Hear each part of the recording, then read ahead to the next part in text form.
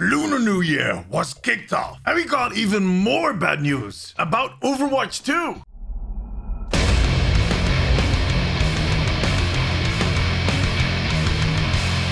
Welcome to the Omnic Recap. I am D, and every Sunday we look back at what happened during the past week in Overwatch. It has been a rather eventful week. Emotional at moments. A roller coaster ride with twists and turns. And apparently there's a huge ass gap in the track. But let's keep that bad Overwatch 2 news for the end. First, the good news. Well, kinda. At the start of the week, Blizzard finally released some extra information about the online virtual BlizzCon event. It will start in less than 2 weeks, on February 19th. They released a trailer that kinda gave us an idea of what we can expect from the announcements and the panel. There was also an impressive piece of key art, and they rounded up the announcement with this year's BlizzCon look. But that last one came with a bit of a twist. During the event, Blizzard will be celebrating their 30th anniversary. 30 years, come on. That's impressive. So they're releasing 3 tiers of celebration packs. Each tier has a little bit more loot for all of the Blizzard games. The cheapest pack comes in at $20. The most expensive one will set you back $60. Now, as a loyal Overwatch fan, you're probably wondering what is in it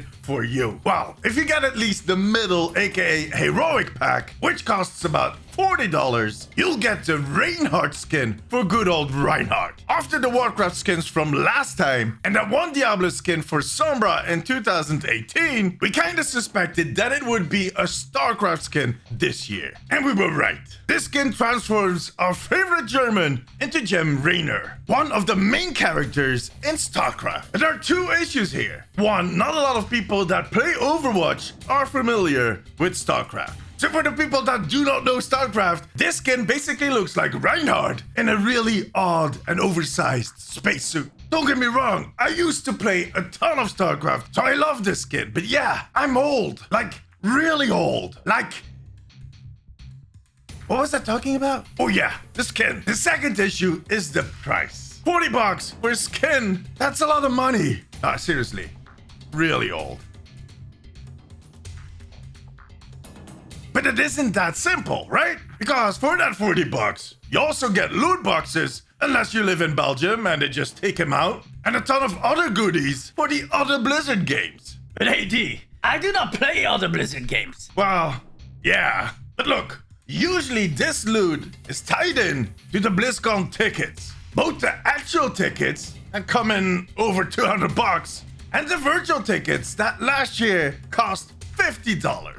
And with these tickets, this loot is usually included. But this year, the event is free for everybody, so we kind of end up in a situation like this. Financially, it does make a lot of sense. Trust me, these events, even if they're virtual, are still really expensive. And logically, when you start putting the puzzle together, it also kind of makes sense. But from a PR standpoint, towards the community, not so much. I did a poll on the Omnic post asking who would be buying one of these packs, and only 11% said that they would. On the other hand, if 11% of the Blizzard community buys a pack, well, I don't have to tell you that's a hell of a lot of money. Anyways, we're less than 2 weeks away from BlizzCon line. Hopefully they'll share a schedule soon so we can kind of figure out what they're going to be talking about. But more about that later in the video. This week we also saw the start of the annual Lunar New Year event. It started on Thursday, February 4th, and it will be running till February 25th. The event brought back all of the Capture the Flag modes, including a new competitive season. But Blizzard also surprised us with a brand new brawl. Bounty Hunter is a new type of deathmatch where players get points for killing each other. But there's also a twist. One of the players is the target. This player has a lot more health and charges his ult way quicker, but you'll get more points for killing the target. The thing is, if you kill the target, you become the target. The first player to reach 4,000 points wins. It is a fun mode and quite a nice surprise, but the main reason people want these events are, of course, the skins. And as with every event in the last year, we get 8 skins in total. 5 legendaries and 3 epic skins that you can unlock by participating in the weekly challenges. This week, you can get this Terracotta Medic Baptiste skin if you win 9 games in quick play, competitive, or arcade. Next week, there's the Xiaki McCree skin, and the last week you'll be working for the Imperial Guard Reaper skin. The Baptiste skin kinda looks cool with the whole stone thing, and so does the Reaper skin. That mask is pretty. But the McCree skin kinda looks like he shot Echo and is wearing her as a cape. Let me show you. These are the legendaries. The Kachi Echo skin. See what I mean? Whoop. Dragonfire Bastion.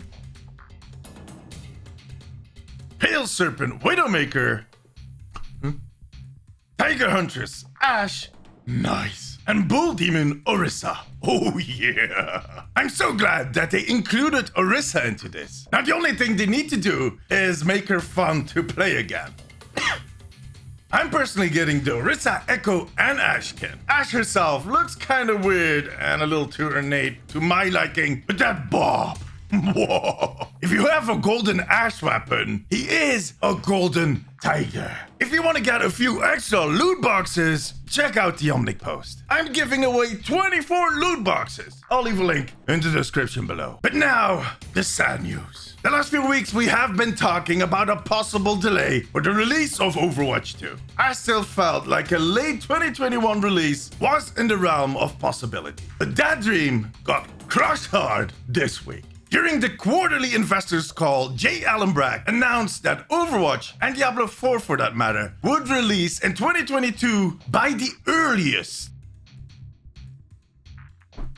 The earliest? Look, I've talked about the possible reasons for this delay in a previous video. Go check out that video if you want to know more about what is going on here. I'll leave a link up there. But it is clear that things are not moving forward as smoothly as we had hoped. And I can't imagine that Blizzard themselves figured that it would take this long. With their communication stop, their halt on releasing new heroes and new maps, it all kind of felt like they were holding their breath before the big release. Now the question is, does this change in plans convince them to rethink that halt on heroes and maps? It is something that we already discussed in last week's video. I'll also leave a link for that one up there. And what I said in that video still stands. If anything, it looks like the resource issue might be even bigger than we had figured. Which explains why they have all these open positions on their website right now. So they might buckle down even harder than they did in the last year. Hopefully we'll learn more about their plans at BlizzCon. And as I said, if they release a schedule in the next few days, we might get a clearer picture of what they'll be talking about. In any case, it looks like we will have a tough year ahead of us. If they stick with the no new content plan, we'll see more and more people leaving the game. You might have noticed that their current focus on Overwatch 2 has led to more bugs in the original game. That might even get worse, but the game will not die. Like I said last week, games like this that had such a huge following will not die that easy. And for that matter, neither will the Omnic post and this channel. I'm staying on post. See what I did there? Bringing you updates, yelling at the camera, and streaming Overwatch on my Twitch channel. We'll get through this together. What was I talking about? Anyways, that was it. Give us a thumbs up, make sure to subscribe, and hit that little bell icon so you get notified every time I upload a video. Follow me on Instagram and Twitter, and come say hi during one of my streams over on Twitch. All of the links are in the description below. Thank you for watching. See you next week. Bye bye.